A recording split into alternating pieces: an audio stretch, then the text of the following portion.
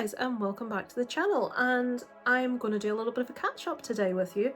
I haven't went over anything I watched recently. I've just really been I've done a couple of tags, I've done things I've been to see in the cinema. I'm hoping to go see The Substance tonight, guys. I'm hearing so much, I'm desperate to see it. So, we're on Saturday, the 21st of September right now.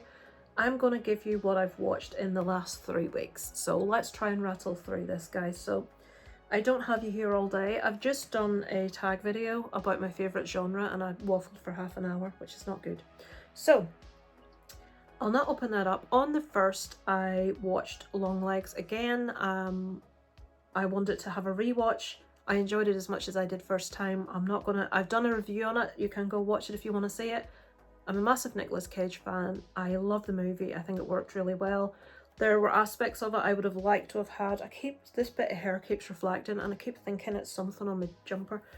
I would have liked to have had certain aspects of it explained a bit more to me, but other than that, I gave it a 4 out of 5. I really liked it. I sort of liked the feel of it.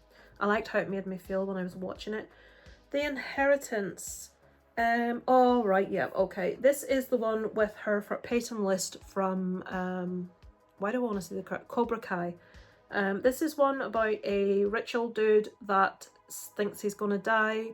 He wants to bring all his family who are kind of dysfunctional. They don't get along together to do certain things on a particular night, and then they're going to be entitled to his fortune if they manage to protect him for that evening.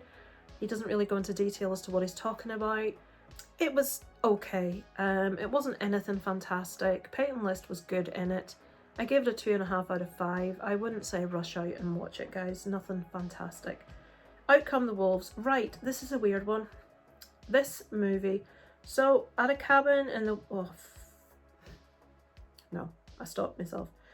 At a cabin deep in the wilderness, a weekend of hunting turns into mayhem and a fight for survival when a pack of wolves attack a man, his female best friend, and her fiancé. So, this movie's really slow, and I was going to turn it off multiple times.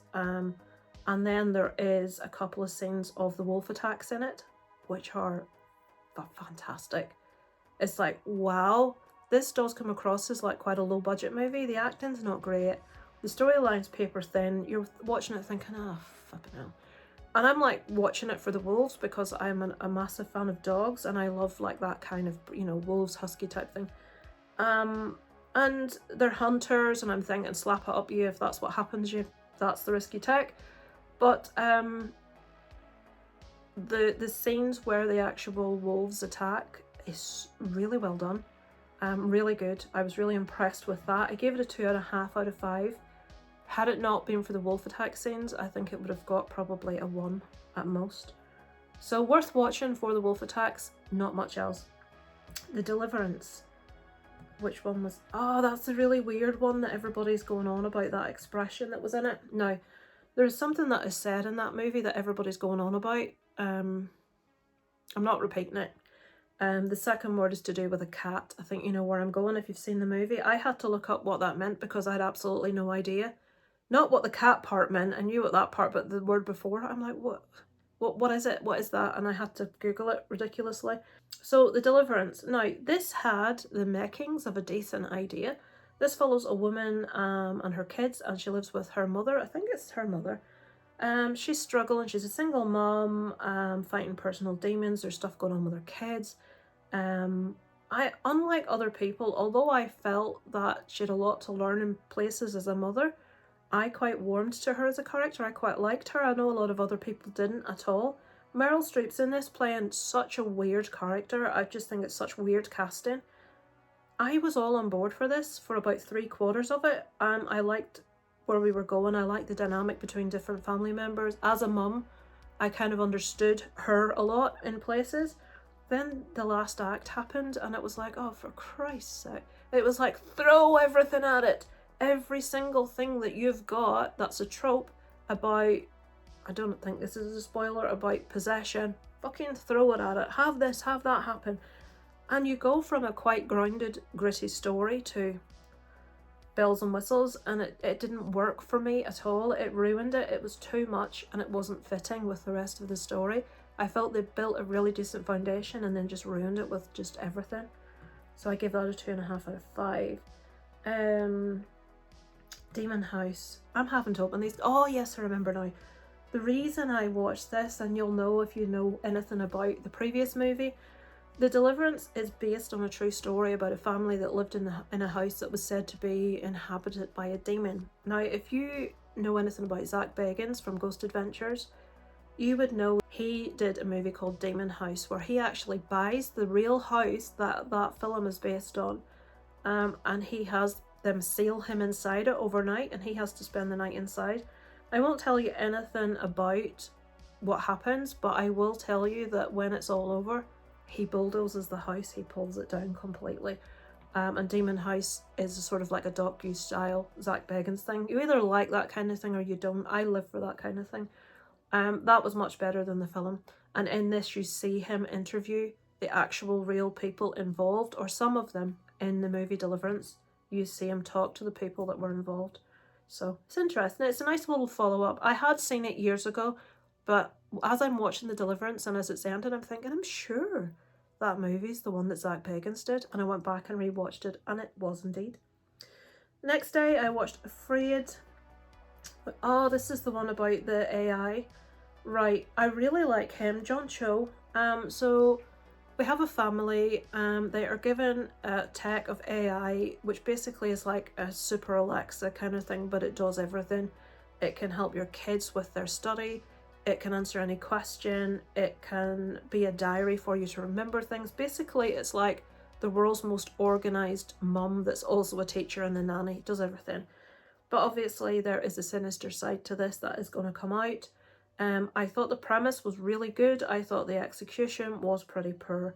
It's watchable. I give it a 2 out of 5. I've written strong premise, interesting ideas, but needed better execution, which I stand by. It just, similar to another one later on called Subservience. But I've thoughts on that. Next one was Houseboat Horror. This was my last movie in the 12 movies for 12 days from 12 friends, recommended by Adam from APB. This is a so bad it's good movie. Marcus, you need to get this one watched. It's awful, but it's funny awful. I've given it a 2.5 out of 5. I can't rate it any higher because it's not a very good movie, guys. It's got the guy that played Jim Robinson, Alan Dale from Neighbours in it, swearing and getting it on with someone, which I'd never expected to see Jim Robinson doing. So it's worth it for that on its own, which amused me, something shocking. So bad it's good. If you like that kind of thing, check out Houseboat Horror. Mother's Instinct.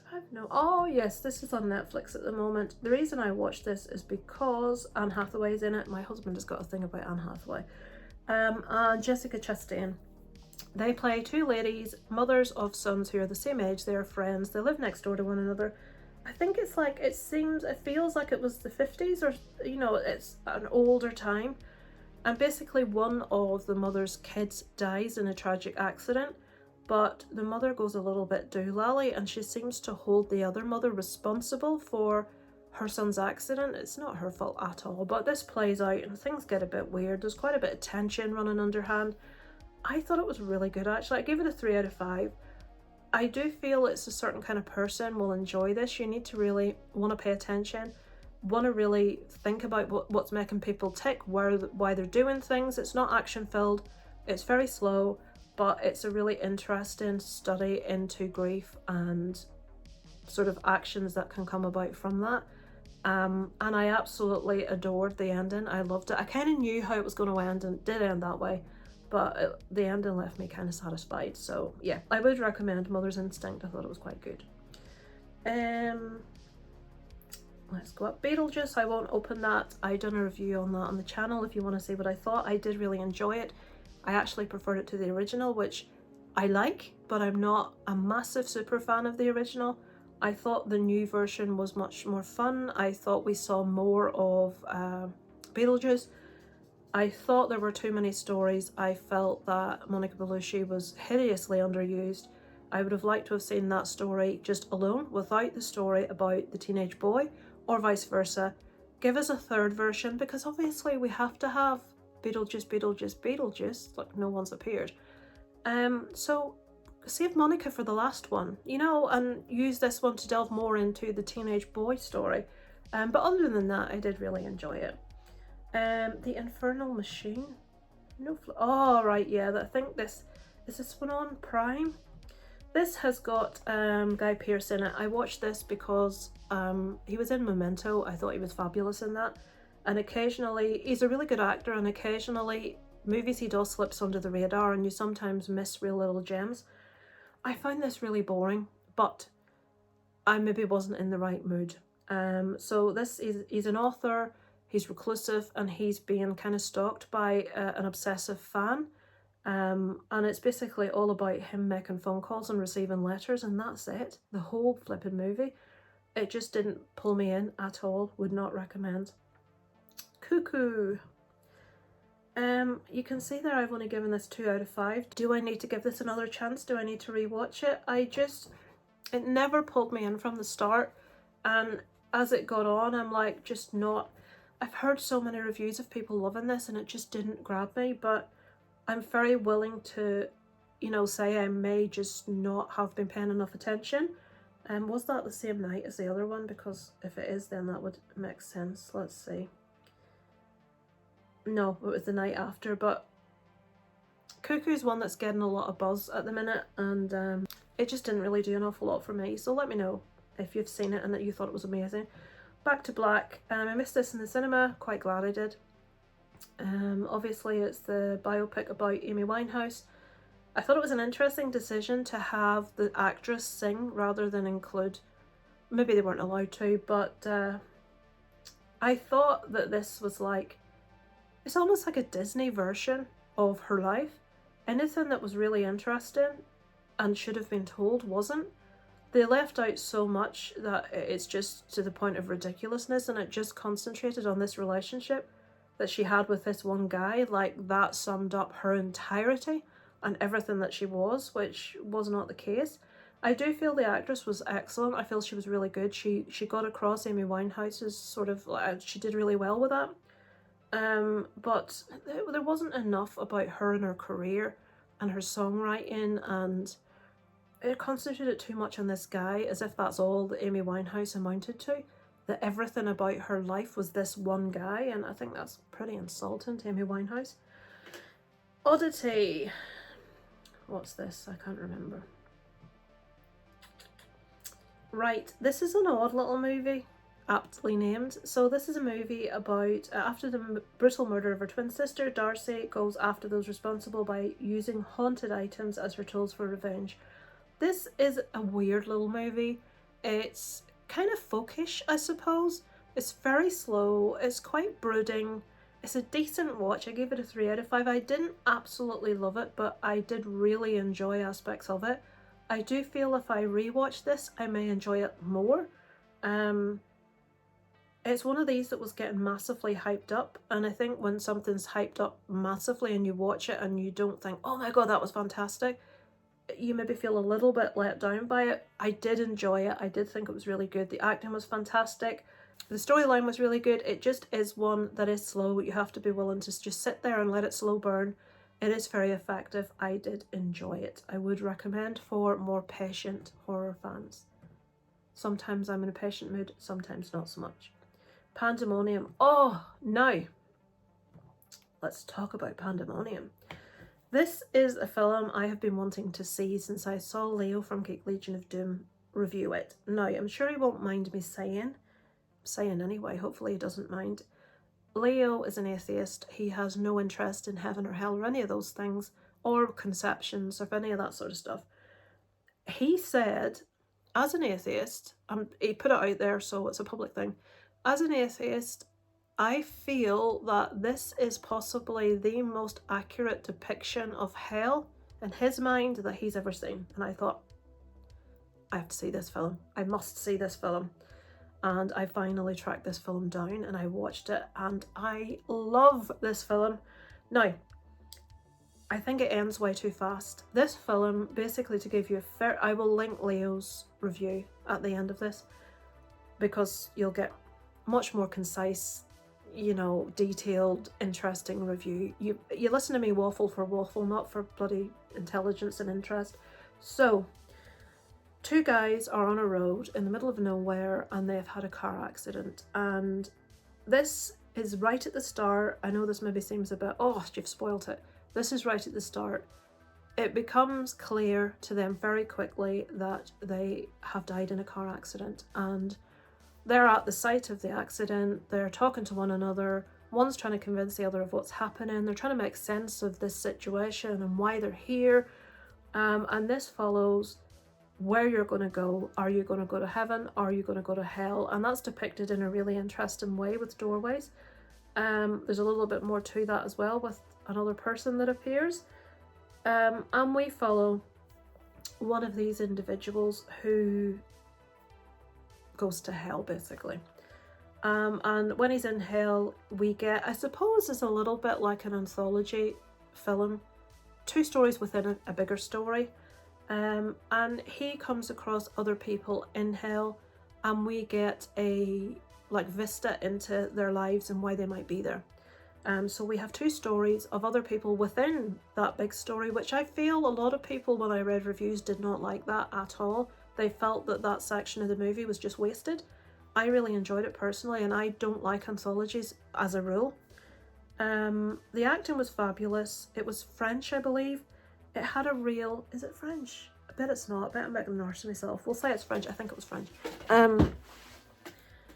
His acting was... Everybody in this was fantastic. All the actors. We have a child actress in this that was really good too. I loved the story. I loved the imagery. I was all there for all of it. But then it ended. And I'm like, what? Surely we've got another half hour left, 45 minutes.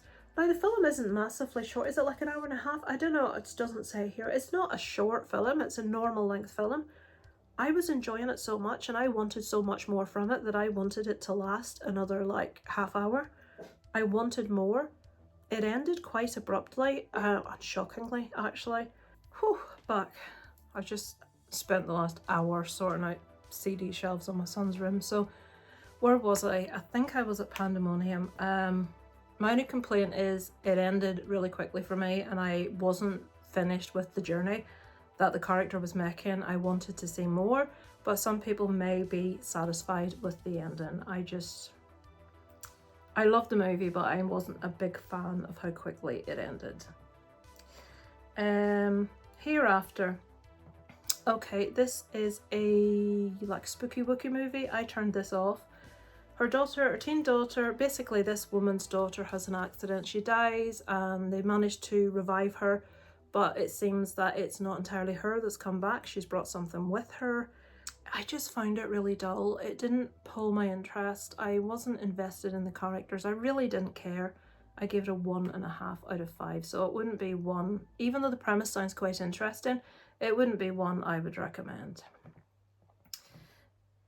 Hereafter, The Crow.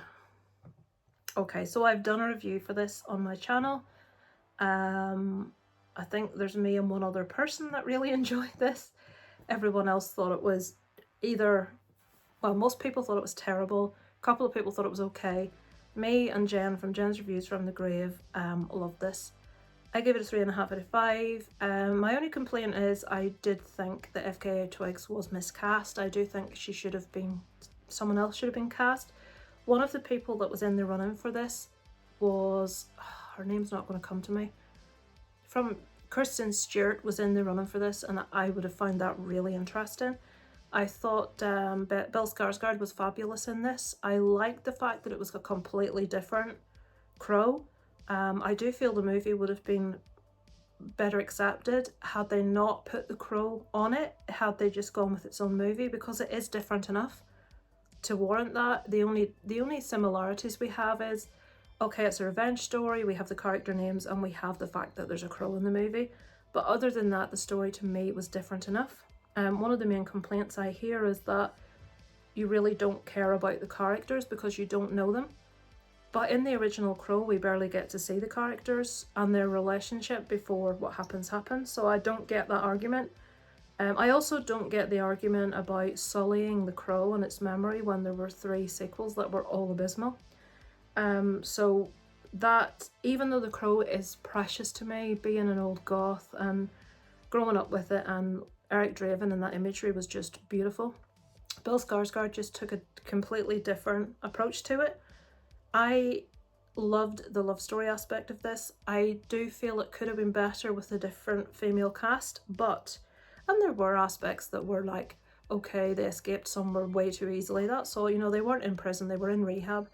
But yeah, there are issues, but when you look at the special effects, when you look at the fight choreography, when you look at the cinematography, when you look at the fact we had the inclusion of, you know, the guy that he meets that sort of tries to explain to him what's happening, that was completely cut from the original movie, even though it was supposed to be included, and that's from the comics. The white horse part at the beginning is from the comics. I enjoyed this movie and I don't get the hate it's getting. For me, I have always said I'm not a love story person. I don't like rom-coms. I'm not that kind of girl. But this one, the idea is, for a female, the idea of someone loving you that purely and what he was willing to do for her and the character that he exuded, I loved. I just wish they'd cast someone else opposite him that was a little bit of a better actress. But love story all day long, thumbs up. And it's not often I say that about a love story. Where are we? Subservience. Subservience stars Megan Fox. I think that will tell you immediately whether or not you want to see it. Most men are going, yes please. So Subservience is about AIs, and the next generation of that is that we have the robots, AIs, and this AI looks like Megan Fox. This guy's husband, his wife is ill in hospital. She has heart issues. She's waiting for an operation. He is at home with his daughter. His daughter texts to Megan Fox robot. They go to like this big place where he's looking for an AI to help him at home because his wife's not there. I mean, really? You really? And his daughter, there's like nice little old lady AIs and gentleman AIs, but there's this smoking hot Megan Fox AI. And the daughter likes her, so they end up taking her home. And it goes a bit skew-whiff. Obviously, he's going to be immensely attracted to this AI because of who she is. There is an aspect where he wants some company to watch a movie. They sit down to watch a movie, but she tells him because of her programming, she can't watch it, you know, like she has never seen it before, like she has no information about it. So she convinces him to press a button to do an override on her system so she can watch this movie with him. And the upshot of that is that from that point she can make any changes to her programming that she so wishes. And it makes her into a bit of a bunny boiler, shall we say. I was expecting, like someone else said in their review, and I can't remember who it was, they were expecting a little bit more like, what's that bunny boiler movie? Fatal Instinct? Fatal Attraction. And I would have expected a little bit more. It seemed to go from 0 to 60 too fast. Now, I thought it was terrible. Let's get that. I thought it was awful. I watched it with my husband, who thinks Megan Fox is smoking hot. I mean, really, she is. And he thought it was absolutely terrible as well. But I think he enjoyed my my commentary more than the movie, to be honest. We had a part. I'm gonna spoiler a part in this. It's the sex part. So I'm sure you realise if Megan Fox is an AI in a movie, what's going to happen? I mean, come on. So this AI is trying to get this guy to go there, and he no, and I'm thinking, yeah, in what world? So the question is, like AJ asked in his video, is it cheating? Is it not the same as a woman with a mechanical object? Absolutely flipping well not. If you can attach a mechanical object to the body of Henry Cavill, or other men are available, that's just an example, and have it walk and talk on its own, and do everything on its own, then yes, I will compare women's things to AI, but not until then. So, is a guy gonna cheat with a robot that looks like Megan Fox? Abso-fucking-lutely. Is it cheating? I don't know. You have to say to yourself, if you reversed the situation, I don't think it's cheating, but that's me, it's a robot. But the thing that I couldn't get my head around was, first of all, he's going, no, I can't do this. And Megan Fox has stood in front of her in her undercrackers. And I'm thinking, in what fucking world is this happening? Now, get this, guys. Megan Fox is in front of you. And finally, she convinces him that he wants to do this. But what does he do? He wants to be blindfolded so he can't see her. What the fuck's the point? what the hell is the point of being able to have sex with something that looks like Megan Fox and blindfolding yourself? I'm like, saying to my husband, what the fuck is he doing? What's going on? Who the fuck's going to do that? And he's just sat laughing. But it was ridiculous. Now, the people that want to watch that to see Megan Fox getting it on, which is probably quite a lot of people, there's not enough of that in it if that's what you want to watch it for. There's just one scene. There's not a lot of Megan Fox partially clothed, if that's what you want to see. There's just a little bit. But a guy putting on a blindfold and having to be convinced that that's what he wants to do. Question for you people, if that was you, if you were the wife, or reverse it, if you're a guy, would you be cross? Do you feel that he cheated? Or is it just like a toy? Answers on a postcard. I'd be interested to find out. That's coming, you know, poor choice of words, but I'll guarantee you there's those sex dolls that look real, but I bet this is coming at some stage and it'll be absolutely... And I'm going to stop talking about it before I say something I shouldn't say. Right, Uglies. This is on Netflix at the moment. It has Joey Keane, who I really like. I feel she was really good in this. I thought the concept, it is based on a book, I think, was ridiculous. In a futuristic dystopia with enforced beauty standards, a teen awaiting mandatory cosmetic surgery embarks on a journey to find her missing friend. So Joey Keane has not yet hit 16, she's almost 16. All these people are known as uglies because they have not achieved the optimum physical appearance. I mean, don't cast Joey Keane if you're wanting to make out someone's not attractive. I mean, really. And this, it kind of reminded me like things like The Maze Runner, that sort of thing. It was alright, it was watchable. I just thought a lot of the choices in it were laughable, were silly, were quite childlike. It wasn't terrible, but it wasn't great. I wouldn't overly recommend it. If you're wanting to convince me that someone's not really attractive and you're putting Joey Keane in it, you're doing the wrong thing for starters. This next one. I don't know how much I need to say about this. This is one I wouldn't publicly talk about on my Facebook page. Now, let me try and explain to you. This is Kneecap. This is a Irish language movie. It follows a real band who are playing themselves in this movie. We have two rappers and like a DJ. They call themselves Kneecap. An explanation of that for someone that doesn't know, he had to come up with a name really quickly. He was thinking, what's Belfast known for? Now, Kneecap is a name given to something that used to be done many years ago by the paramilitaries, where the paramilitaries, if you were a naughty boy or girl and you done something, generally drug dealing, they would shoot you through the kneecaps, which would cause a bit of a mess and leave you in a bit of a state. It's been known that they allowed people to drop their trousers so they didn't ruin their best jeans before they did the kneecapping. But anyway, Belfast is known, or was known back in the day, for kneecapping, but hence why they're known as Kneecap. So this band are of the Irish persuasion. We have like a whole big thing in history of the Irish versus the British because of occupation of Northern Ireland by the British. And these guys want to champion the Irish language, which pretty much in Northern Ireland you're not meant to speak because you're British and you must remember you're British. But there's those of us, myself included, who identify as Irish because my ancestry is Irish, my ancestors come from Ireland. I will always identify as Irish.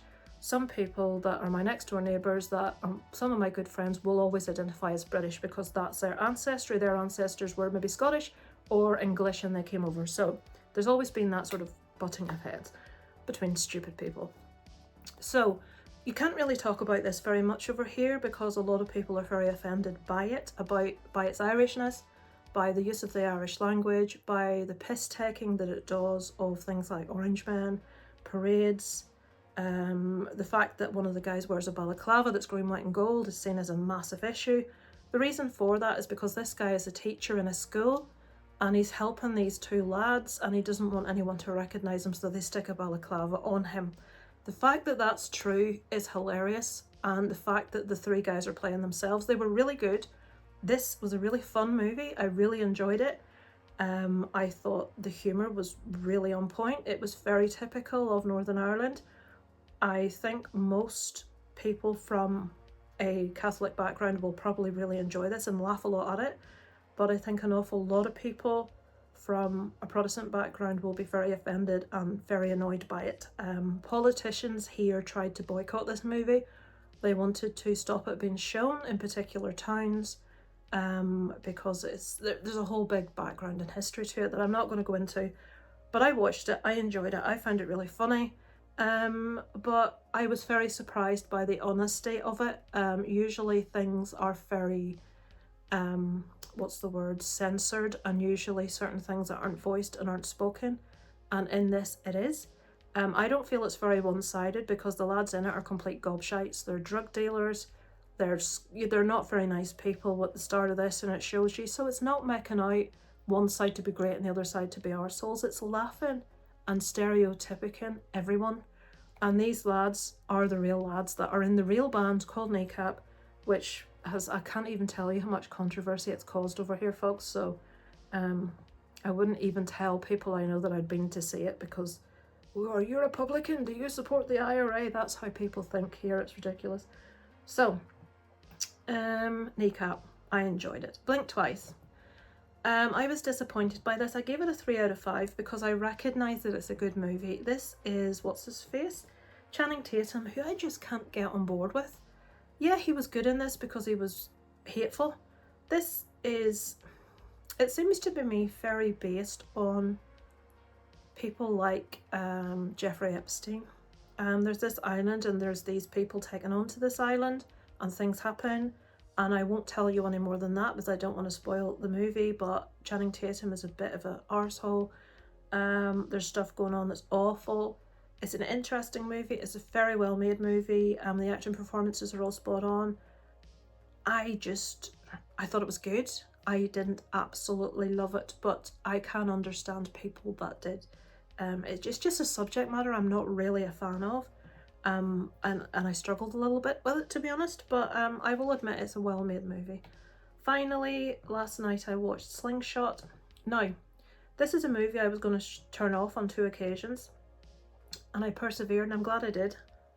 So this movie is about a guy who, Casey Affleck is in it, who I couldn't get over how much he looked like Mr. Ballin when I was watching it. Lawrence Fishburne's in it, Emily Beecham. He is going into space to Saturn or some shit. Anyway, he's an astronaut. There's this, like, he has to be tested. Is he capable of going to space and withstanding, like, you know, like the pressures of being away from people for a long time? And his whole life's about this. That's all he dreamed of. And the movie follows. He meets a woman before he goes up. They have a little bit of a thing. She maybe sees it as a bit more than he does. He doesn't leave on the best of terms. He goes on this mission. She also works for, is it NASA? No flipping idea. She also works for them, so there is a form of contact on a professional level when he's away. And this is about the loneliness. It's about the human psyche. It's about how a person is mentally affected by, you know, like being in a very small space. I know it's a ship, but it's still, you can't go outside, you can't go talk to who you want to, you can't do loads of things, you're stuck on this ship. And every so often they have to have a forced period of, I can't remember what they call it, where some sort of medication puts them to sleep for a certain amount of time, and then when they wake up again, they feel sick, they feel disorientated, they have memory issues. There's all sorts going on. It's very claustrophobic. It's very much about how you personally deal with this situation. There's a lot of paranoia involved.